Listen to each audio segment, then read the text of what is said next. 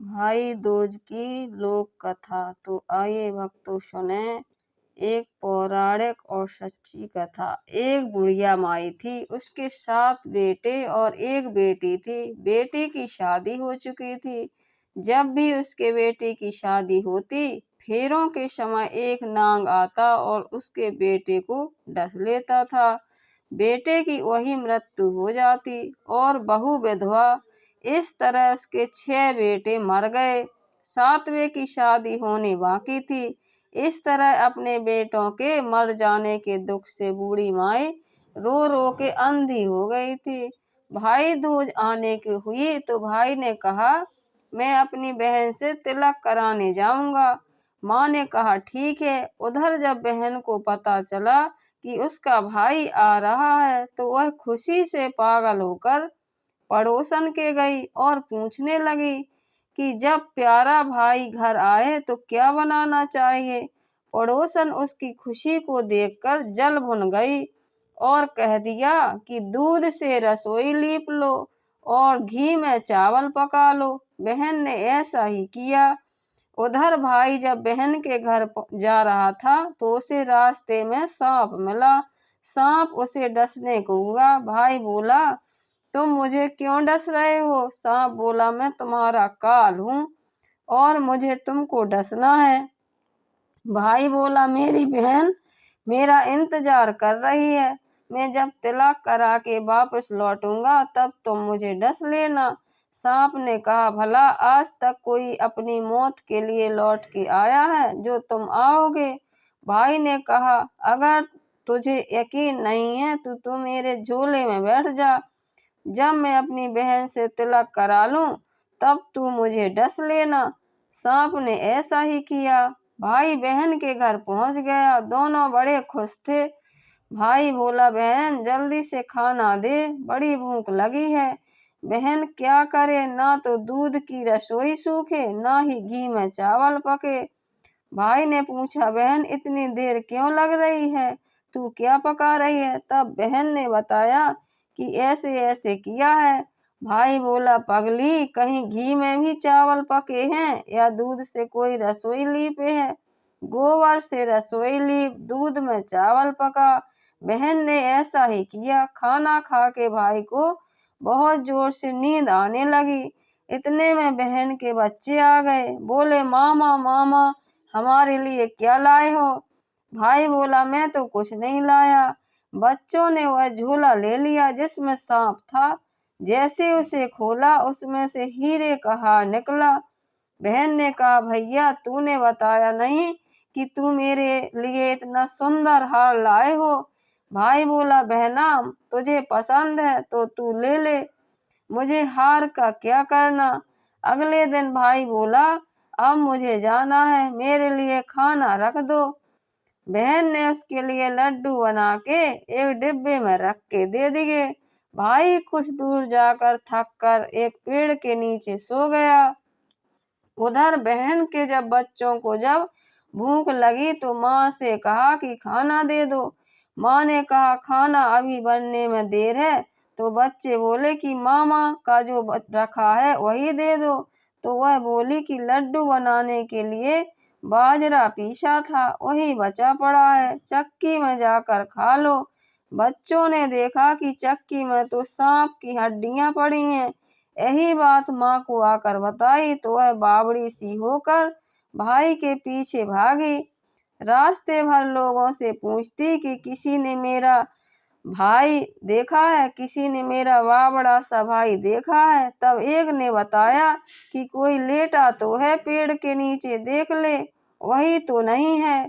भागी भागी पेड़ के नीचे पहुंची, अपने भाई को नींद से उठाया। भैया भैया कहीं तूने मेरे लड्डू तो नहीं खाए। भाई बोला, ये ले तेरे लड्डू। नहीं खाए मैंने, ले देख लड्डू ही तो दिए थे। उसके भी पीछे पीछे आ गई। बहन बोली, नहीं भाई तू झूठ बोल रहा है, जरूर तूने खाया है, अब तो मैं तेरे साथ चलूंगी। भाई बोला, तू ना मान रही है तो चल।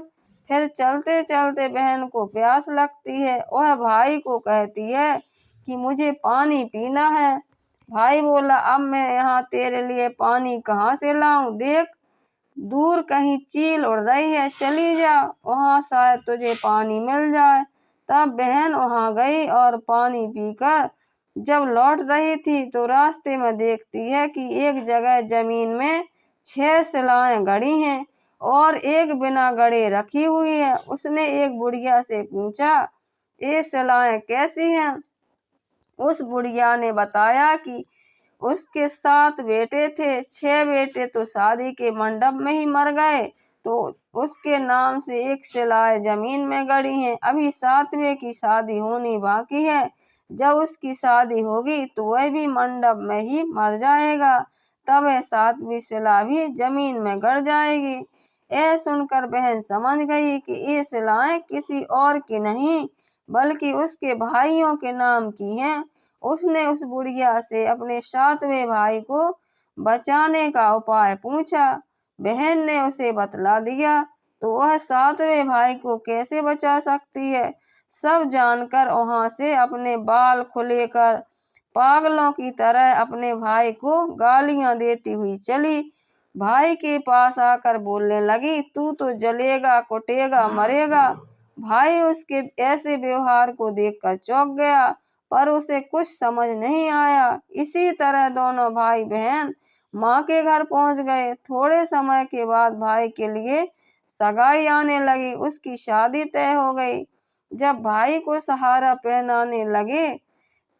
पहनाने लगे तो वह बोली, इसका क्यों सेहरा बंधेगा? सेहरा तो मैं पहनूंगी, यह तो जलेगा, मरेगा, कुटेगा।